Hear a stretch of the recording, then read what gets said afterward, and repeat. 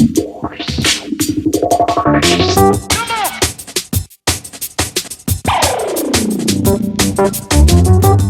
up, GeekGirl World? This is Ari, and welcome to Top 10 Tuesday. We're back, and in honor of Star Wars Episode 7 being released in theaters very soon, we are counting down the top 10 moments of Star Wars Episode 4, A New Hope. Now, I remember when I was little, the first time I saw this movie, it was right before Return of the Jedi came out to theaters, and it was on TV. And I was so excited and so hyped to see Return of the Jedi because I'd seen, Star Wars Episode 4, Empire Strikes Back. Now, fast forward to 1998, 96, somewhere around there, like right before we got The Phantom Menace, we also got the re-release of the special editions in theaters. And that was my first time actually seeing Star Wars in a movie theater. Now, there were some really cool things about the special editions that I liked, like the addition of, more dewbacks in the background of the desert, and the updated fighters and effects and the the updated sound. But there were some things that I didn't like about the special editions, and I know a lot of you share those same feelings. So this countdown is going to be about the original version of Star Wars. So let me know if you have anything that you want to add to it, and we can talk about that in the comments below. Without further ado, here is the top 10. Number 10 is That's No Moon. And this is the part where Han, Obi-Wan, Luke, and Chewbacca and the droids are in the Millennium Falcon, and they're coming up out of hyperspace on what they thought was Alderaan, but it's really just an asteroid field, and there's this strange moon out there. But Obi-Wan, being strong with the Force as he is, knows that's not a moon. That's kind of fishy out there. Number 9 is A Kiss for Luck, and this is when Luke and Leia are running from the stormtroopers, and the stormtroopers are trying to get through the door, and they're trying to get across this big cavern in the Death Star, and they can't get the bridge to extend, so Luke uses his grappling hook, and Leia gives him a kiss on the cheek for good luck, and they swing across, and that was like a really cool moment. Especially if you're a girl and you want a guy to like swing you across like that. Number 8 is the introduction of the lightsaber. And this is a very pivotal moment in the Star Wars universe because this is the first time we've seen this elegant weapon used for fighting and not that clumsy blaster. Number 7 is Darth Vader's entrance, and this is probably another one of those pivotal moments. It was the first time we see Darth Vader as he comes out of this billowing smoke on Leia's ship, and he looks around with his hands on his hips looking very imposing, and it's like, oh boy, Darth Vader was like scary to us as young kids. I know he's not like, in this day and age with technology and all these updated special effects, I know he's not that scary to some young kids, but he was definitely scary and imposing to us, back in the late 70s, early 80s. Number 6 is the Princess Rescue. And this to me is really cool because it's not your typical princess rescue. I mean, when they get there, you have Luke coming in, and she's like, "Hey, you're a little short to be a stormtrooper," and he's, "Hey, we're here to rescue you," and she's like, "Oh, okay, you brought Obi-Wan," and she goes out and she meets Han, and there's like this sort of like scuffle. And she basically has to take charge and rescue herself, and so it's not really, usually when you have your princess rescue, you have your princess who's helpless and weak and can't do anything, and she needs to be carried or thrown over the some guy's shoulder, or helped in some way. She can't fight, but you have Leia taking Han's blaster and shooting out a way like for them to escape. She's really in command. So that was definitely a great moment, especially for women. And there's this whole thing about women not liking Star Wars. Star Wars is probably the most feminist piece of art out there in the universe. It's full of feminism references. So of course women love Star Wars, and we love Star Wars simply because Leia is such a strong female character. Number 5 is Han shooting first. And I know this is a bone of contention with a lot of Star Wars people, because in the special editions it's been updated to where Greedo shoots first. Now, the reason why, I understand Lucas's reasoning for making it so Greedo shoots first, because you can't have this guy who would shoot first marrying Leia. But then again, it's like, why would Jabba employ someone who is so inept that he cannot hit his target at point blank range? Why would this person be in Jabba's employ? If he is such a bad shot, it's almost like really when that change kind of takes you out of the movie almost, because it's not really, you can't suspend your disbelief that much.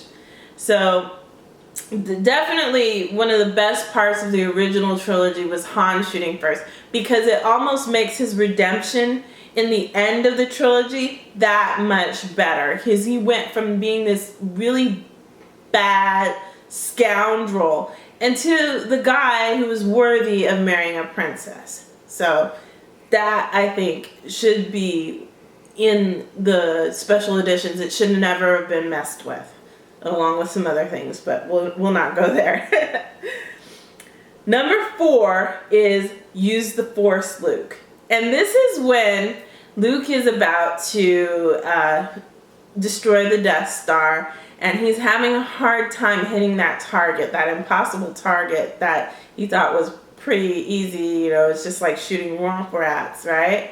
So he's having a hard time, and he hears ObiWan in his head saying, use the Force, Luke. And he turns off his monitors and everything, and he just trusts himself, and he nails it. And it's like a really cool moment. Number 3 is, I find your lack of faith disturbing. And this is one of those moments where Darth Vader becomes that character that you love, love, love.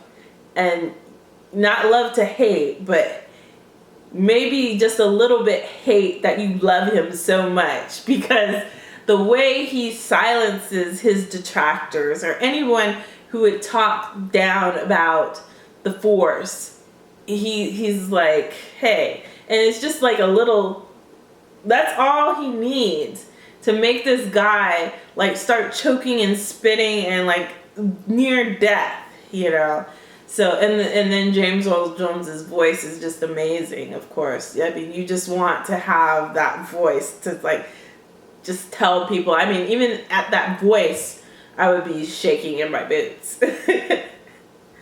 Number 2 is Obi-Wan and Darth Vader's final battle. And this is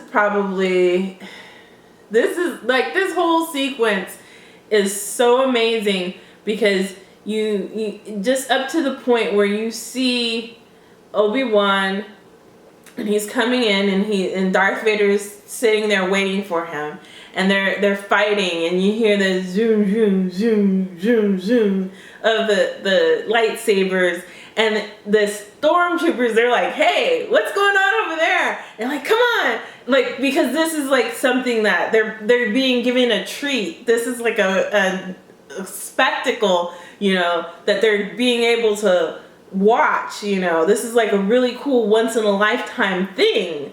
And so they run over there and they're like all looking, they're like standing around watching their Lord Vader fight with this hermit, I guess, or this relic from the Republic. And, you know, our heroes are getting ready to escape, and, you know, Luke turns and he makes eye contact with Obi-Wan, and Obi-Wan just, you know, he said that really great line, "If you strike me down, I shall become more powerful than you can ever imagine." And right then he just disappears, and when Vader swings his lightsaber, and then you hear Luke scream out, "No!" And then the stormtroopers turn around and they start shooting. I mean, that like part is like, you can't, I don't even know if anyone could ever like write an event like that ever again. The way like all of that kind of like played into each other. That fight was amazing. Like, I could watch that fight, that sword fight, on repeat. And I don't think there's been a better sword fight in all of the Star Wars saga than that one. The first one that we actually got to see. Yeah, if you disagree with me, let me know in the comments. And number one, I know you guys are probably saying, what? That wasn't number one? How was that not number one? But number one will tell you how corny I am and how really corny and sentimental I am. Number one is Luke looking out across the desert. And this is kind of this is like the end of the first act, really. You know, right before Luke is, you know, his family is killed and he goes off on his adventure. He has this long gazing look out across the setting suns of Tatooine, and it's the desert, and it's just an amazing shot. And you see this wistfulness in his face. You know, he wants to be out there among the stars. We know this about him, and it's that's the end of his innocence, his journey, you know, and his trials and tribulations and finding out the truth of his heritage. All of that is ahead of him. And when you realize that about that moment, it's so powerful to see that scene and see how well it was portrayed on screen. You know, Mark Hamill, I mean, amazing in just that subtlety of his like longing look, you know, across the desert. And I love how that shot was the last shot in the prequels, where you had Owen and Beru holding a baby Luke looking out across the desert. I love that the bookend and the, you know, the tying it all together. And that was amazing. And that, like, I'm almost getting choked up thinking about it, because it's just such a pure shot. It just represents such a pure ideology that lives within us all. It's the dreamer within us all. It's the child within us all. You know, the person who longs for something more than, you know, and it's what it sums up in that shot. It sums up everything that we ever loved and cherished and believed in about Star Wars, and the reason why we're such diehard fans, and why this universe, this entire mythology has lasted so long and probably will continue last long before we're all gone. So thank you for watching. Remember, like us on Facebook, follow us on Twitter, and visit our website, geekgirlworld.com, and subscribe right here to our YouTube channel for more Top 10 Tuesdays. Bye!